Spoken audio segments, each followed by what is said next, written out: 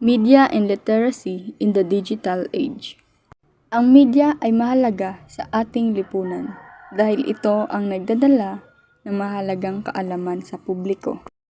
Ang evolution of media literacy ay mayroong iba't ibang kakayahang gumamit ng iba't ibang anyo ng media.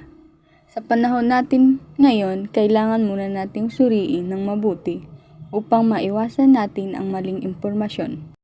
The challenges of the digital age. The digital age has brought about numerous advancements, but it also presents significant challenges. We have misinformation. Ang misinformation ay maling impormasyon na hindi sinasadya, ngunit maaari itong magdulot ng maling paniniwala.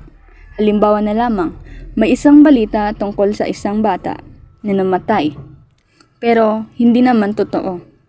Kaya para maiwasan natin ang misinformation, dapat siguraduhin natin na totoo ang sinasabi.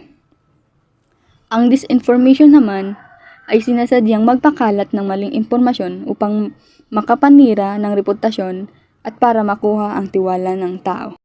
Positive effect of media literacy, which is critical thinking. Ang critical thinking ay nagsisimula sa pagtatanong o pagsusuri natin ng impormasyon. Enhanced communication.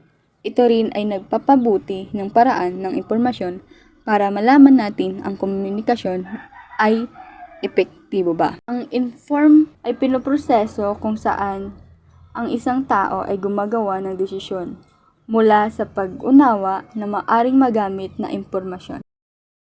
Negative effects of media. We have information overload.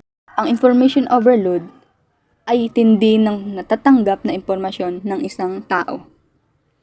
At meron din tayong bias reinforcement.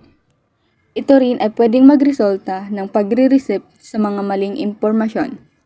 And lastly, we have manipulation and misinformation awareness. Para maiwasan natin, ay kailangan muna nating siguraduhin kung totoo o ba ito o hindi.